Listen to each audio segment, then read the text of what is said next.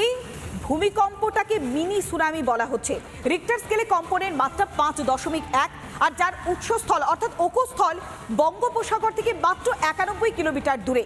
আর তার ফলেই বিভিন্ন জায়গাতে, বিভিন্ন সমুদ্র উপকূলগুলোতে আমরা দেখেছি সমুদ্রের ঢেউ বেড়েছে এবং উত্তাল হয়েছে। আমরা আবারও যাব, সরাসরি দীঘা থেকে রয়েছে আমাদের প্রতিনিধি বিষ্ণুব্রত। বিষ্ণুব্রত, যে ছবি তুমি লাগাতার দেখাচ্ছিলে, পর্যটকদের মধ্যে একটা আতঙ্ক তৈরি হয়েছে, কেননা বঙ্গোপসাগর থেকে মাত্র 91 কিলোমিটার দূরে এই ভূকম্পনের উৎসস্থল। তাই সময় যত বাড়ছে সেই আতঙ্ককে আরও গ্রাস করছে।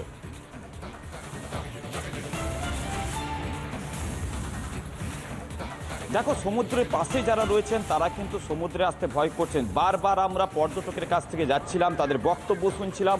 তারা বলছেন যে কোনো সময় আতঙ্ক কাজ করছে, কেননা আবহাওয়াবিদ বা পরিবেশবিদরা যারা বলছেন যে মিনি সুনামি হতে পারতো, সত্যিকারে মিনি সুনামি হতে পারতো, কারণ 5.1 রিক্টার স্কেল, সেখানে তীব্রতা আরেকটু 6 বা 7 যদি যেত, তাহলে কিন্তু দীঘার বীচ বা বান্দারবনি সমুদ্র সৈকতটা বারবার বলি মানচিত্র থেকে মুছে যেতে পারতো। যেখানে একের পর এক উষ্ণায়ন বাড়ছে, গাছ কাটা হচ্ছে এবং সেখানে হোটেল গড়ি হচ্ছে, মাটির স্তর বসে যাচ্ছে, সেই জায়গায় সুনামি হওয়াটা কোনো ব্যাপার নয় বা কোনো ঘটনা নয়, এমনটাই মনে করা হচ্ছে। কারণ তুমি দেখছো সমুদ্র থেকে, যদি আমি পাড়টাকে দেখাই, এইটা হচ্ছে সমুদ্রের আমরা একদম নিচ তলদেশ রয়েছে। এর যদি থেকেই আমরা একটা মার্কিং দেওয়া থাকে প্রত্যেকটা জায়গা।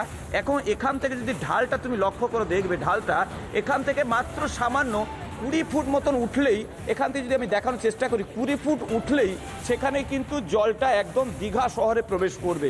তাহলে এই যে গভীরতা বা এই যে ঢাল বা সমতল, সেটা যে ন্যূনতম এবং সামান্য, এবং আমরা এখান থেকে দাঁড়িয়ে যে ঢেউয়ের যে উচ্চতাটা লক্ষ্য করছি মিনিমাম 5 থেকে 7 ফুট, আর এটা যদি সামান্য আর 1-2 ফুট বেড়ে যায়, তাহলে কিন্তু দীঘা শহর বা অন্যান্য জায়গা বা তাজপুর, মন্দারমণি, শঙ্করপুর যে বিস্তীর্ণ পর্যটন কেন্দ্র, সেটা কিন্তু সাফ হয়ে যেত।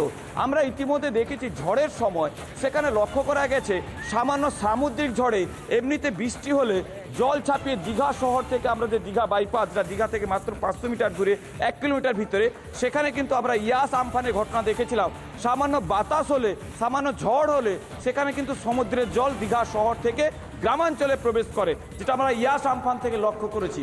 আর এটা যদি সমুদ্রের তলদেশে কম্পন হয়। ধন্যবাদ বিষ্ণুব্রত, যে ছবি তুমি লাগাতার তুলে ধরছিলে তাতে সত্যি ভয় বাড়ছে।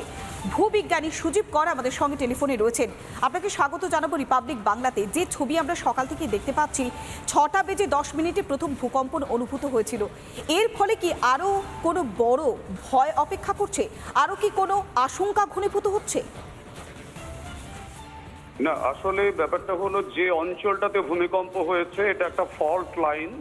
এটা বঙ্গোপসাগরের তলদেশ দিয়ে, কলকাতার তলদেশ দিয়ে একেবারে উত্তরবঙ্গের দিকে গেছে। এটাকে বলা হয় ইয়োসিন হিঞ্জ। এই হিঞ্জ লাইনের ওপরেই প্রায় 7 কিলোমিটার গভীরে 5.3 রেক্টার স্কেলে ভূমিকম্পটা সংঘটিত হয়েছে, যে কারণে ইন্ডিকেট করছে যে এখানে যে দুটো প্লেট জয়েন করে আছে, সেই দুটো প্লেটের মধ্যে অঞ্চলটা ভীষণভাবে অস্থির হয়ে উঠেছে এবং একটা হিউজ অ্যামাউন্ট অফ এনার্জি, যেটা সমুদ্রের তলায় ছিল, যে মাটির তলায় ছিল, যেটা কিন্তু এখান থেকে রিলিজড হয়েছে। স্বাভাবিকভাবে যেহেতু জলের তলদেশে এটা ঘটেছে, সেই কারণের জন্য একটা সুনামির মতো ইম্প্যাক্ট তৈরি হয়েছে।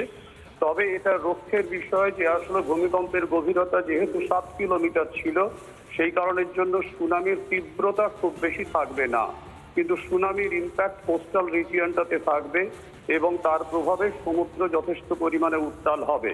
যেহেতু চ্যুতিরেখা এবং এর এক্সটেনশন একেবারে দক্ষিণ ভারত থেকে নর্থ বেঙ্গল পর্যন্ত, সেই কারণের জন্য এই ধরনের চ্যুতিরেখার উপরে কম্পন সৃষ্টি হলে সেটা সাধারণত দ্বিতীয় বা তৃতীয় কম্পন যদি হয়ও, তাহলেও সেটা খুব স্বল্প মাত্রায় হবে। আর কোনো বড় মাত্রায় ভূমিকম্পের সম্ভাবনা এই মুহূর্তে নেই। কিন্তু এটা খুব গুরুত্বপূর্ণ বিষয় যে ইয়োসিন হিঞ্জের উপরে কম্পন ঘটলো। এটা কিন্তু অত্যন্ত সেন্সিটিভ একটা চ্যুতিরেখা।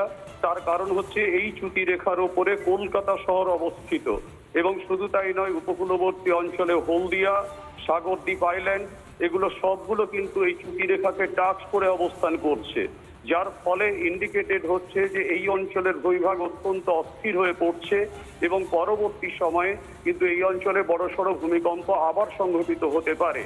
1737 সালে এই অঞ্চলেই ভূমিকম্প সংঘটিত হয়েছিল।